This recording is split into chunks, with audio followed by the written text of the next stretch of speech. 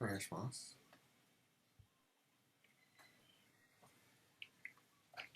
So I'll ask you a two-part question before we start our meditation, and you can contemplate that, and then we'll move from that into the discussion. And the question I want to ask everyone is your life balanced? And if it's not, think about where you put your energy.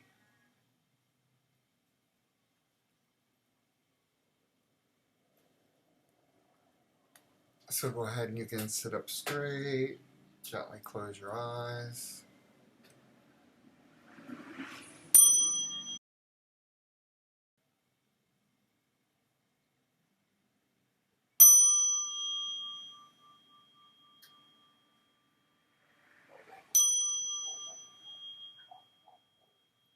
All right. So it looks like Fincher was able to join us. And I'll repeat the question. And basically the question was, is your life balanced? And if it's not, where do you place your energy? So unless you're one of those people who go, oh yeah, my life is balanced, perfect, it's great. Well, how's that working for you? And how does that affect your training? Because when you think about it, if your training is a priority, how does it compare to the rest of the things you do in life? Are you putting just as much energy in that as you are to this? So I just, I'm not saying at different periods of your life, you will have imbalance. It's just the ebb and flow. You're never going to be 50-50. You may be 60-40, 30-70, 20-80, 45, 55. It's always going to change. But, the challenges that you run up against is, if you do become imbalanced, what do? You first have to recognize it, you have to notice, then you have to develop a method to address it. And then this is when it happens, you got to do the work to consistently progress to a solution, because we always want to have change, and that rarely happens overnight, and most people don't like change. Everybody likes to be comfortable. But if you think about it, being uncomfortable allows you to grow and develop. So, with that, let's have a little discussion about that. I'm looking forward to hearing your guys' responses. So, Lynn Curtis Sensei will put you guys into groups, and we'll move on from there. Great. All right. So, how did the question sit with you all tonight? Were you excited to tackle it? Yes. Yeah, thank you, Sensei, for this question. It was very helpful, I think, for us to discuss it. And one of the things I noticed was one of the themes seemed to be about what can we control, what can we have control over in our lives. Looking at that, and to be able to know that and understand that, so that we can bring more balance into our lives. What do we have control of, or what don't we have control of? Obviously, we don't have control of other people and what they might do or choose to do, but we do have control of how we react and how we interact, and using these practices to, be aware, so that we, and then so that we can choose and be more conscious in our choice of how we react or not react, hopefully, to just be aware and present in the moment and allow the creation of the universe flow through us. And I'm very grateful that John is with us. And I thought it was interesting too. He shared with us that he had a near-death experience recently. And I'm just reading a tomo and didn't know that Curtis Sensei had a near-death experience, actually died for a few minutes, it sounds like, from the book I'm reading. So that was really interesting. I just got into the beginning of that book, so it's really interesting to hear his stories.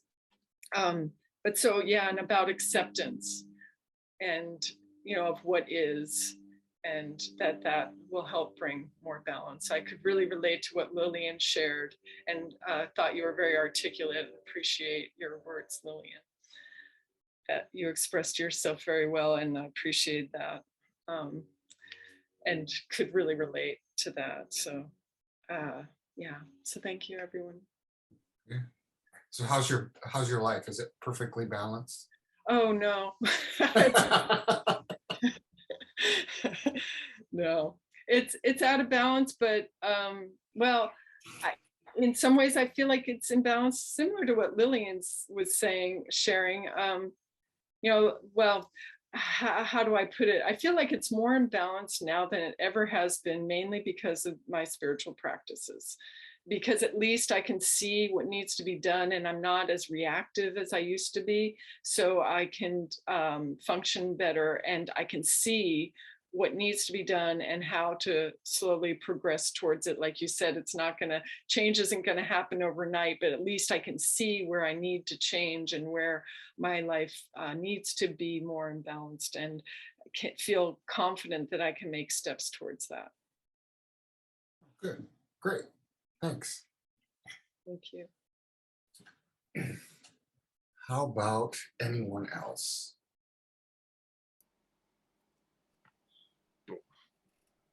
Oh, go ahead, David. Oh, sorry. No. Well, I really appreciate everybody what they said. I actually took a lot of notes from that. It was really a good lesson for a lot of the things I was saying. Of course, I went into a big sob story a little bit, but as I was sitting, listening to that question, it made me realize that, man, I did go through a lot of shit, in a sense, but maybe now I'm really facing it. The stuff happened, and like just coming back to Zoom, this year, and then sitting morning and night now a lot. It's really helping, to be honest. And everybody had great, from acceptance to what is posture to Lynn saying that she has glimpses of. I used to have glimpses more than I have now, so I'm kind of like, but it's very helpful what everybody had to say in this session tonight. So grateful for everyone's little contribution. I guess it helped me a lot for sure. So is your life balanced? No, but it's getting better. So I mean, what does that mean? I don't know, but definitely in a take-home mode. You know what I mean? So, but when I'm sitting, I can really get into it, but then it disappears, of course, right? But when I go back and sit at night, then it seems to help again. So I'm finding that the more practice, the more better. Like Lynn Sensei was saying, that she's finally having glimpses of those things, and I used to have more before than now. So that's why I'm kind of like, wow, I really better get back to training. And that's the conclusion I was coming to. I mean, this whole last few weeks for sure. And tonight, as I was sitting, looking back on it, like, yeah, it's time to buckle down, Bucky. So anyway, that's all. Oh yeah, good. John, you wanted to? Yeah, so I'm glad I'm here too. My sort of near-death experience kind of woke me up to the realization of how imbalanced I am and how much energy I'm putting into things that I have no control over, and I need to pull that back and put it into things that I do sort of have control over. Um, as far as like my own um, um, material things and just situation as far as life goes. So yeah, I think this near death experience really woke me up. So what kind of near-death experience did you have, John? So I had this, I was putting up some lights and I was using a drill, and basically I left a drill on this 12-foot ladder and basically forgot that it was up there, and it just fell on my head. And luckily it didn't fall like in a certain way or just like hit the wrong spot, and yeah, Yeah. it's just like whoa. So it's, yeah, but I think it was a good thing. Right, right. Yeah, right. It kind of wakes you up to go, oh shit. Yeah, you basically can die at any moment, and Yep. like the things you leave behind are the things you leave behind, and they're gonna be the stuff that people have to deal with, and I don't want them to have to deal with that. So Right. yeah, Right. and Yeah. yeah, That's exactly, think about it. Every day you leave your house. If you die, somebody's gonna go in your house yeah, and they're gonna see everything. It's like opening up the closet. What are they gonna find? I mean, is that what you want to be remembered as? right, right, It can happen. yeah. You just never know. We Mhm. always think, oh yeah, like I texted Fincher. I said, oh Fincher, I'm stuck on the tarmac. Basically you're gonna have to teach class tonight. And I said, what are you gonna teach? What show are you gonna teach? Because I give him crap about teaching from the show shoes. And he was like, you're not coming? I haven't even thought about it. Always be prepared, because you just never know. When you're the assistant teacher, you may have to teach. So you got to be thinking about, hey, what's going on in my life? What am I going to share? Because the teaching doesn't really, when you teach class, you have to be genuine, and it has to come from you. You can't just pick up a book and go blah, blah, blah, blah, blah, because it'll be so dry and boring.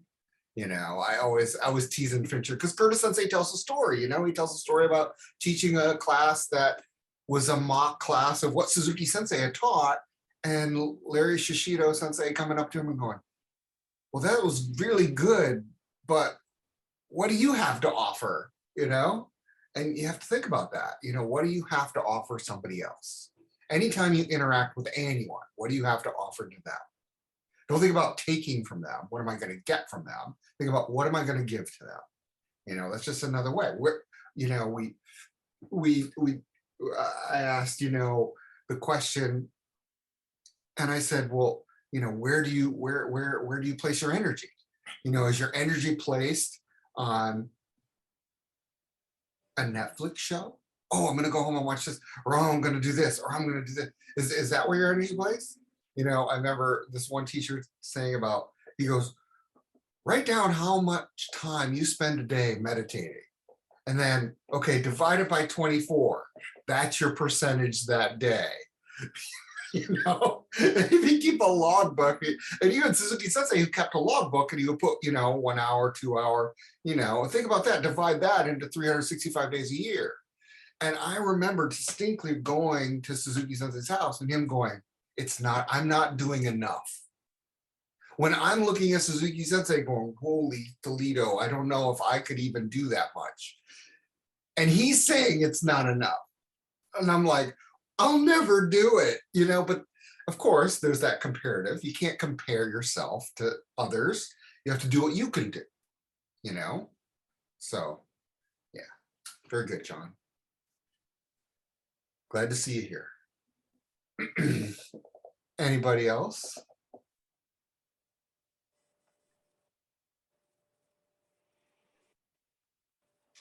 I guess I'll speak.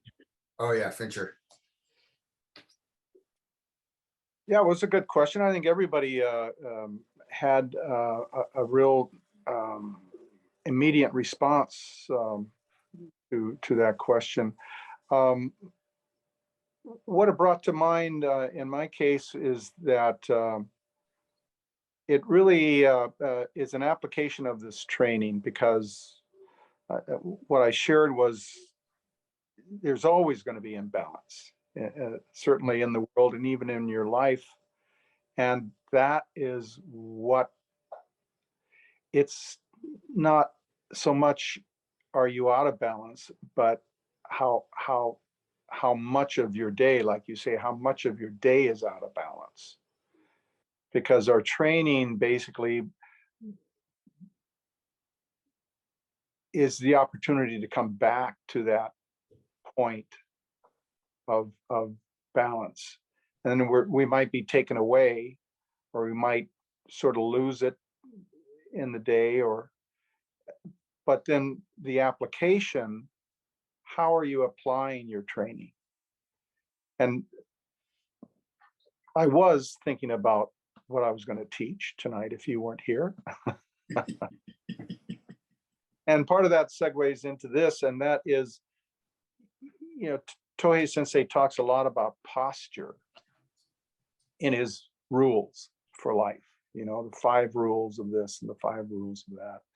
It's a posture of, and so much of it, he doesn't say do this and do that. He describes it as a posture of. And so that's what brought, that was what was brought to mind with this question, is that, you know, how can I improve my posture?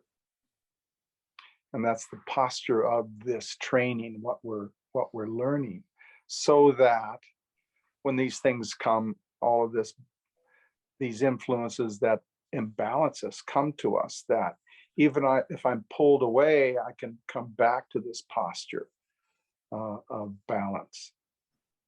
So it did bring a good consideration of, you know, how good is my posture?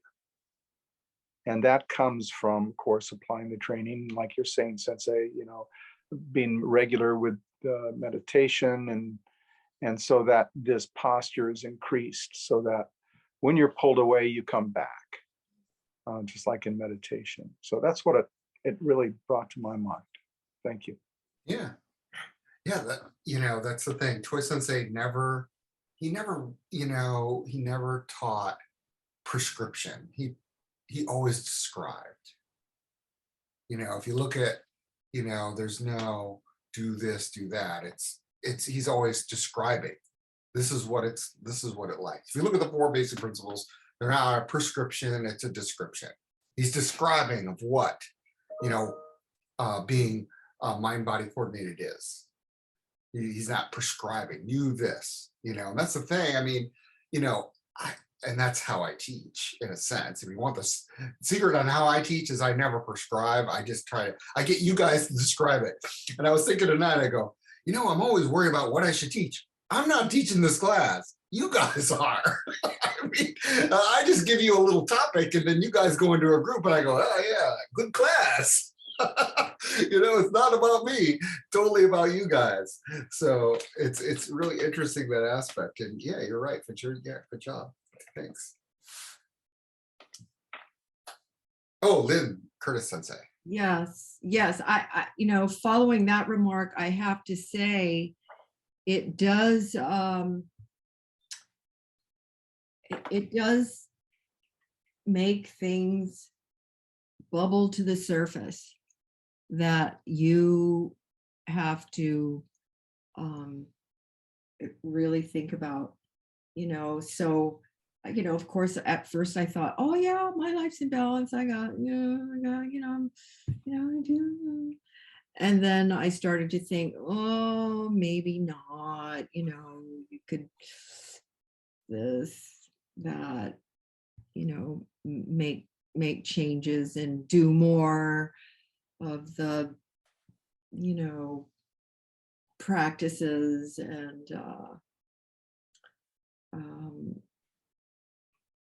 yeah, so it is good to churn us up and make us come here and think about it, chew on it, and have to express it and share it with other people. Right. With you know, you have to be honest with yourself. And Right. That's so hard. Being honest with yourself is so hard. You know, because you see every fault, every mistake, every crack. It's like, you know, like it's kind of like when you look at something, you go, oh, that's really beautiful. But then when you get up close, you go, oh God, look at, there's a nick there, there's a scratch there, there's a crack there. And it's so interesting because you look at pictures. Like I remember when I was in Paris and I looked at a picture, I got to the Louvre really early and I got to have like, I was this close to the Mona Lisa. And I went, oh wow, I didn't realize how cracked the paint was because it's so old, you know? Because you look at a picture of a picture and you go, oh wow, it's so beautiful. But then when you drill down in it, there's always going to be a flaw somewhere. We are not perfect. You know, I was thinking about that the other day. You know, we tend to elevate our teachers, but they're not perfect. They're not. They're humans like us, you know, and we always think of, you know, like when I just never forget when Suzuki Sensei always saying, I have to do more. And I'm thinking to myself, no, actually, Sensei, you were doing everything. You know, I thought, you know, because when I moved here, I used to go to his house and hang out with him, and he would always just take me aside and he would go, yes, Tracy, I have to do more, you know, and he would comment and he goes, oh, not this life, but the next life. You know, I maybe have 3 more lives to train before I can even get a glimpse in a sense of like what David was saying, you know, I still need more. And you can always do more, but yet you still have to have balance in your life. And you have to understand, you know, it's just a matter, I mean, because it become unhealthy either way. Unhealthy either way. So you have to really be able to recognize, you know, and when you do recognize, you have to be able to have a practice or ask for help, you know, ask for help. Hey, Sensei, I'm having trouble with this. How can you help me? How can I recognize? How can I have a practice to help me move towards another level? So yeah, very good. Thank you so much. Let's see. Lillian, I can't see everyone because I'm on a different view. Hi, Sensei. Hi. I don't have too much more to say, except I'm glad that it's on record somewhere that someone thinks I'm articulate. Don't get called that very often. Just briefly, because I know it's already 7 o'clock. When you asked the question, I told them the first thing that came to mind was, you know, what were you referring to? Because are we talking about Taiga Shoga that we always talk about? You know, and to me, I think the overall thing that I had kind of mentioned a bit was that for me, it's an acceptance of what is, and that, you know, we've all gone through some horrific experiences and we all think ours is really horrible. And God knows I could throw down a list just like everybody else. But when you get down to it, you realize we're all doing this. There's very few people who aren't dealing with stuff. And so the question is how are you dealing with it? Where, like you said, where are we putting the energy? And for me, it's just been really noticing when I'm out of the moment and catching myself and doing the meditation. And then I mentioned I was really grateful for these Zoom classes.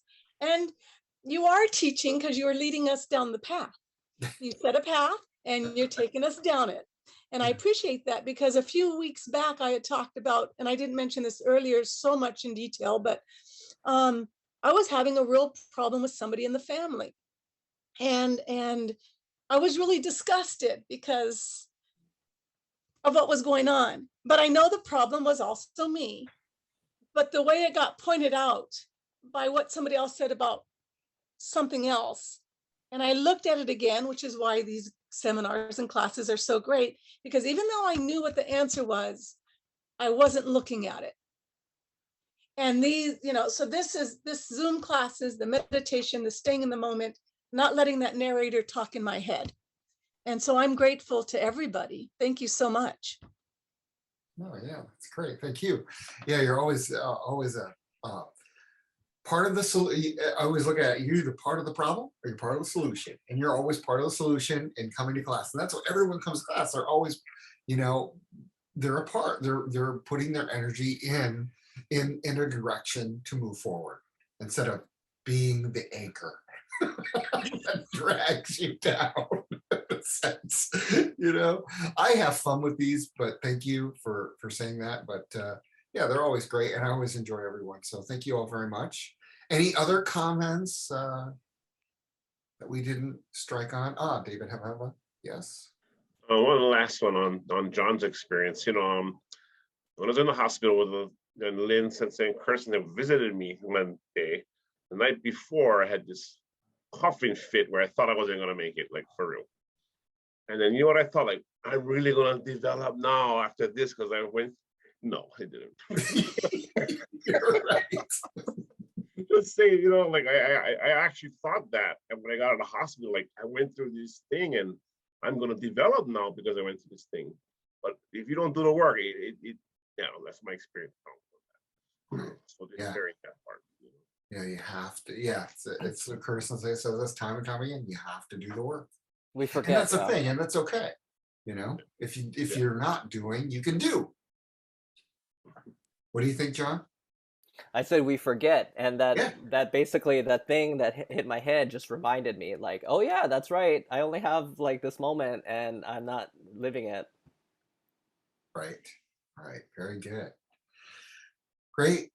Good class, everyone. Thank you so much. Domo arigato gozaimashita. And see you next Friday. Thank you.